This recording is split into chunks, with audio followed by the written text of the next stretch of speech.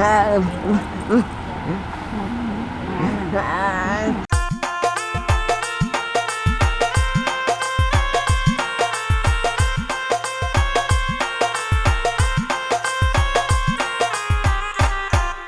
আজকে আমাদের এই বিয়েটা একটা ইতিহাস হয়ে থাকবে। এই পরিবারটি অনেক দিশেহারা ছিল। আসলে পরিবারটা অনেকটা দরিদ্র।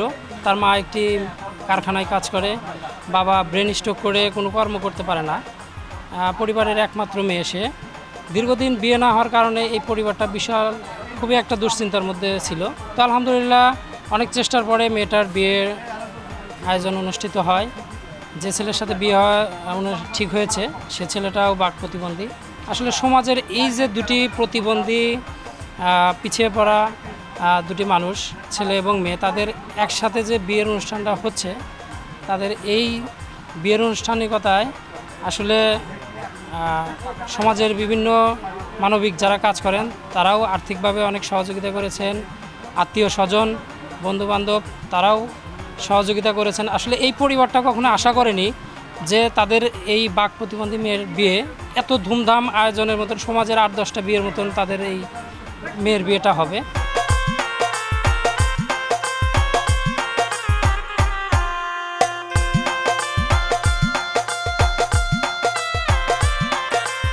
মামুন বিশ্বাস ভাই যা করেছে এটা হয়তো বা আমরা পাড়া প্রতিবেশী গ্রামবাসী করতে পারতাম না, তো উনি আমাদের পাশে দাঁড়িয়েছে, যার কারণে আজকে আমার পাড়া প্রতিবেশী এবং গ্রামবাসী তার কাছে আমরা কৃতজ্ঞ। এর আগে অনেক বিয়ে শাদী আইছে, অর্থহীন কারণে বিয়ে শাদী ঠিকঠাক হয়ে ভেঙে গেছে। তো ভেঙে যাওয়ার কারণে এর ভিতরে বিয়ে ঠিক হয়েছে 14 তারিখে। তে ওই টাকা পয়সার কারণে মানে বিয়েটা ঠেকে আসিল। পরে আমাকে এক মুরব্বী জানাইলো, তে আমি বিষয়টা মামুন ভাইকে জানাই। মামুন ভাই মনে করেন যে আমার কথাবার্তা শুনে সে করতেছে যে একটা করে আমাকে পাঠিয়ে দিন। তো পাঠিয়ে দেওয়ার পরে ইনশাল্লাহ মামুন ভাই একদিন পরে বলতেছে আলহামদুলিল্লাহ বিয়ার যাবতীয় টাকা ইনশাল্লাহ ব্যবস্থা করছে।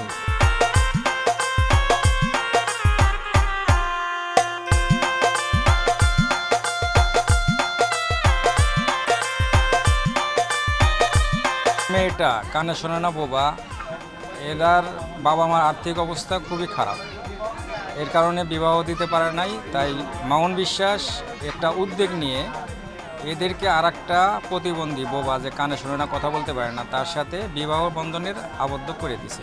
আমি এটা দেখতে এসে সবাই আর্থিক সমস্যা নিয়ে চলে যায়। এর মধ্যে মামুন বিশ্বাস একটা ও ছেলে বোবা তাকে নিয়ে এসে মামুন বিশ্বাস কিছু টাকা পয়সা দিয়ে আমাকে মেয়েটা বিয়ে দিয়ে দিচ্ছে, আর না তো আমরা খুব খুশি হয়েছি।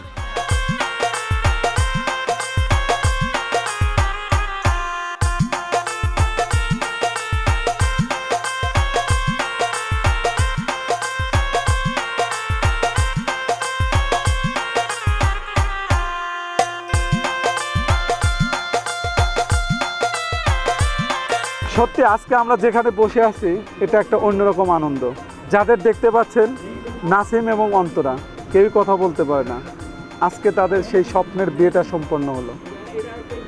আমরা যাদেরকে বাঁকা চোখে দেখি তারা কিন্তু এই সমাজের আশীর্বাদ। আমার আপনার পরিবারেও কিন্তু এরকম প্রতিবন্ধী, অটিজম, বাক প্রতিবন্ধী ভাই বোন আছে। আমরা তাদেরকে সবসময় বেশিটা ভালোবাসা দেওয়ার চেষ্টা করি। যারা তাদেরকে অন্য চোখে দেখতে চান তারা কখনো এটা অনেক বড় একটা ভুল করেন।